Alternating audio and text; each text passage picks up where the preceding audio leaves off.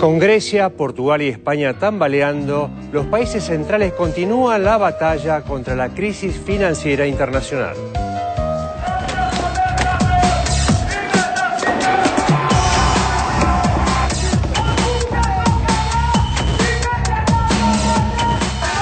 Las dificultades que siguen atravesando los países centrales para dejar atrás la crisis financiera desatada a partir de 2007 tuvieron en los últimos días dos reflejos por demás simbólicos. Por un lado, Timothy Geithner, secretario de Finanzas de Estados Unidos, se dirigió con argumentos extremos a los legisladores de su partido, el demócrata, para reclamar una urgente decisión de incrementar el margen de endeudamiento del gobierno federal, advirtiendo que el país empezaba a asomarse a un escenario de cesación de pagos. Por su parte, las autoridades del Banco Central Europeo lanzaron un duro reproche a todos los países de la zona euro, señalando que si se accedía a una reestructuración de vencimientos de la deuda de Grecia, la institución no aceptaría más como garantía los bonos de la deuda griega, ni a bancos, ni a países que lo presentaran al solicitar préstamos. La amenaza, de cumplirse, equivaldría a dejar caer todo el sistema financiero griego y con él a algunos de sus acreedores. Si bien tanto los argumentos de Geithner como los del Banco Central Europeo podrían entenderse como un juego de presiones en medio de negociaciones políticas, lo cierto es que no es habitual que se esgriman desde esos niveles hipótesis que hasta podrían provocar reacciones de pánico en el sistema financiero mundial. Sin embargo, hay algo mucho más grave que la eventual reacción de los mercados especulativos, y es que los dos embates llegan en situaciones inéditas de crisis y de debilidad en los principales centros de poder financiero mundial. El límite de endeudamiento autorizado para el gobierno de Estados Unidos es de 14,3 billones de dólares, techo que se alcanzó el último martes. A partir de ahí, Geithner empezó a aplicar recortes en los gastos presupuestarios para no quedar en falta. La primera víctima fue la inversión en un fondo de pensiones para los empleados públicos. Pero, incluso siguiendo con estos recortes, el responsable de la economía de la administración Obama explicó que al gobierno solo le alcanzará para seguir pagando sus obligaciones y vencimientos hasta el 2 de agosto próximo. Entre los vencimientos no cubiertos a partir de esta fecha están los de los bonos de deuda del gobierno, los hasta ahora denominados de riesgo cero, el valor cero desde el cual se mide el riesgo país de la deuda de los países en desarrollo. La noticia no es menor. El país del riesgo cero acaba de anunciar que podría entrar en cesación de pagos en 10 semanas.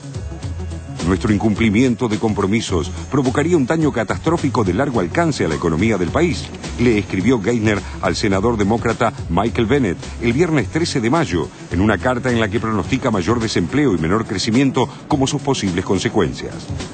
Los republicanos se niegan a incrementar el límite de endeudamiento si el gobierno federal no ofrece un programa de recortes profundos al desequilibrio de las cuentas públicas.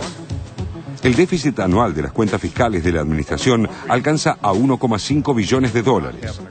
En tanto, los legisladores demócratas no han demostrado hasta ahora mucha convicción para conceder una ampliación del permiso de endeudamiento sin condicionamientos. Ajustar las cuentas le significará a Barack Obama elegir entre perjudicar a los más pudientes con más impuestos o a los que menos tienen con menores transferencias de recursos públicos. En cualquier caso, el costo a pagar es elevado en lo político e incluso en lo económico, porque representará menos consumo en la economía y por lo tanto una más lenta recuperación. Hasta el momento, el gobierno esquivó enfrentarse a este tipo de definiciones, pero ahora está llegando al final del callejón. En el caso europeo, Grecia es la prueba de fuego. A un año de la aplicación del modelo impuesto por el FMI y el Banco Central Europeo, el país helénico no solo no ha logrado revertir el cuadro de crisis, sino que ve cada vez más cerca la imposibilidad de pagar su deuda en los plazos previstos, más allá de transferir a los acreedores cada cuota de los 110.000 millones de euros de rescate que se le acordó el año pasado. Pero, además, las protestas populares en contra de los ajustes han vuelto a ganar las calles de Atenas y otras ciudades. Ante el grave riesgo de default, los ministros de finanzas de la zona euro consideraron el lunes 16 de mayo en Bruselas la posibilidad de una reprogramación de los vencimientos de deuda de Grecia para hacer más viable su pago. Quien transmitió esa posibilidad fue Jean-Claude Juncker, como presidente del Eurogrupo de Finanzas. Le gouvernement grec s'est déclaré d'accord, a annoncé dans un délai de temps assez rapproché des mesures additionnelles qui lui permettront de respecter les limites budgétaires pour 2011 sur lesquelles nous nous étions mis d'accord lorsque nous avons lancé le programme grec. La partie privatisation revêtira une importance accrue. Nous pensons en effet que le volume des privatisations envisagées par le gouvernement grec sur le court terme doivent être corrigées vers le haut. Desde el Consejo Ejecutivo de la institución se anunció que no se aceptarían como garantía los bonos de la deuda griega si sus vencimientos fueran reprogramados. Vale señalar que, hoy por hoy, los préstamos del Banco Central Europeo contra garantía de bonos es prácticamente la única fuente de recursos de los bancos griegos para sobrevivir. El argumento del BCE es funcional a la postura del gobierno de Angela Merkel, que al rechazar la reestructuración de la deuda griega se enfrenta con otros países como Austria, que ve la necesidad de aflojarse la soga al cuello de Grecia para evitar que se ahogue. Alemania, como principal acreedor de la deuda griega, ve la misma soga pero desde el otro extremo. Si afloja el nudo, corre riesgo de que la presa se le escape. Este juego de presiones que se da en uno y otro continente del hemisferio norte revela situaciones extremas de la crisis. Estados Unidos, principal economía del mundo, tras una política expansiva para enfrentar la crisis que favoreció fundamentalmente a los bancos y grandes empresas, se encuentra con que la tibia recuperación le impidió conseguir a tiempo los recursos comprometidos. Para peor, los bancos volcaron gran parte de los recursos recibidos a una nueva vuelta de especulación global que infló los precios del petróleo y las materias primas y le devolvió a Estados Unidos un déficit mayor. La incontinencia de las cuentas públicas y el sobreendeudamiento son, a la vez, el espejo de la crisis de hegemonía del dólar. El recurso de emitir billetes verdes para que otros paguen las crisis propias está demostrando sus límites.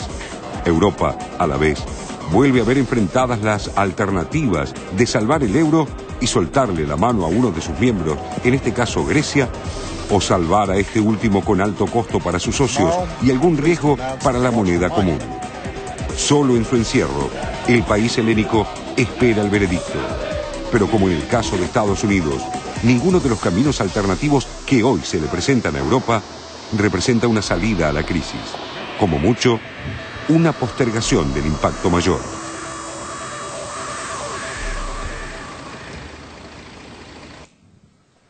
Bueno, ¿teníamos algo pendiente? Teníamos algo pendiente, una pregunta que te había hecho era si lo que está pasando con el FMI, digamos, esta posibilidad de cambio, tal vez de un dirigente más duro que el que se va, el que se fue, que el que renunció, tiene algo que ver con esta crisis que también sucede todo junto. A ver, analicemos juntos esto.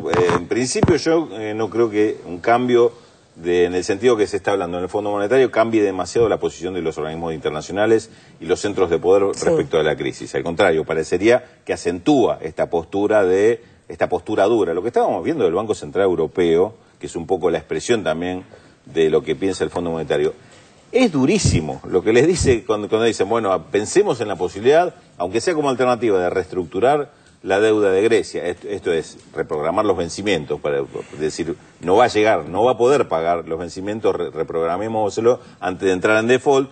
Y el Banco Central Europeo dice, si hacen eso, no les acepto más los bonos de Grecia como garantía a los bancos. Es decir, a los bancos griegos directamente los hunde si hace eso. Y al resto de los bancos europeos muchos los compromete mucho, porque son los grandes acreedores de la deuda de Grecia. Es decir, si esos bonos no lo pueden presentar cuando van a pedir un préstamo, les cierra mucho las puertas, digamos.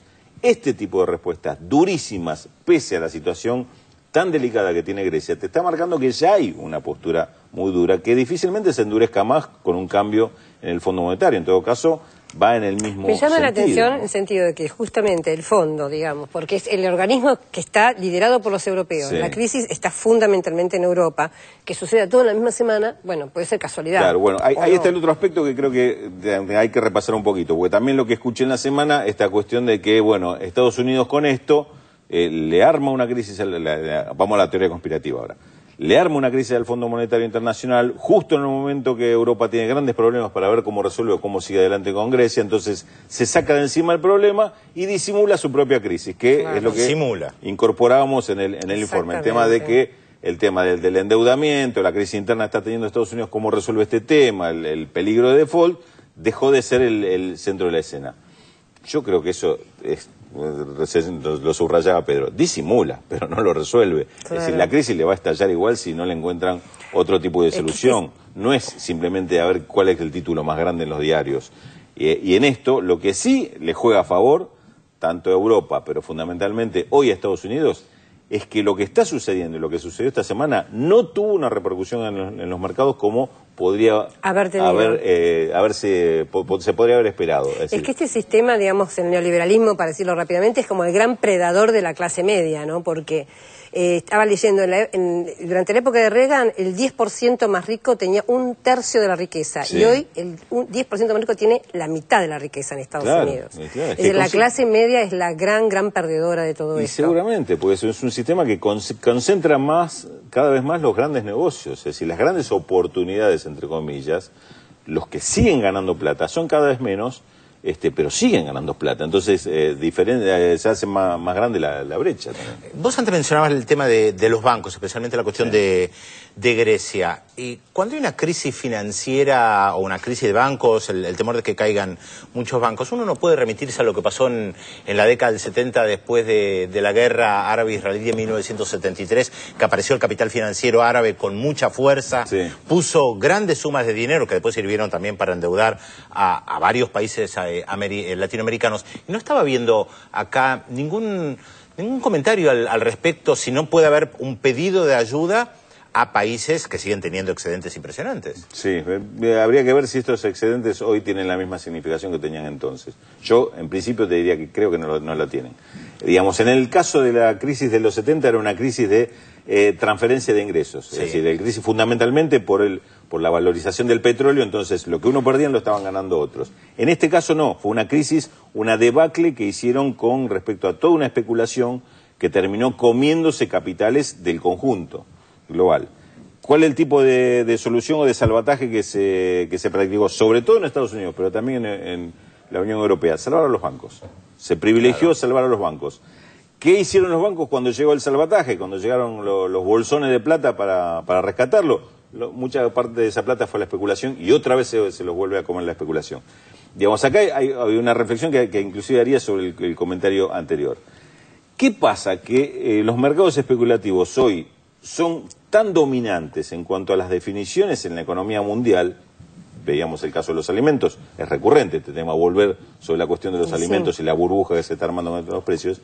Y sin embargo, los mercados especulativos esta semana no reaccionaron frente a la crisis que está denunciando, se está autodenunciando Estados Unidos y el problema que está teniendo la Unión Europea para resolver el tema de Grecia. Los mercados especulativos, en este caso, parece que estuvieran ajenos. A mí me hace sospechar, y ahí sí yo me voy con mi propia teoría conspirativa, que entre algunos poderes centrales y los mercados especulativos a veces no son cosas tan diferentes. La discusión que se está dando en Buenos Aires en estos días con respecto al G20 agrícola, con respecto a qué hacer con el precio de los alimentos, y la disputa fundamentalmente entre lo que dice, bueno, pongámosle techo al precio de los alimentos, y lo que dice, no, pongámosle techo a la actitud de los especuladores. No es casual que justamente sean los países centrales los que están diciendo pongamos techo al precio de los alimentos que producen los países en desarrollo y no toquemos a los especuladores. Un tema que en su momento debatimos también con Julio Gambina respecto de los impuestos al movimiento capital especulativo.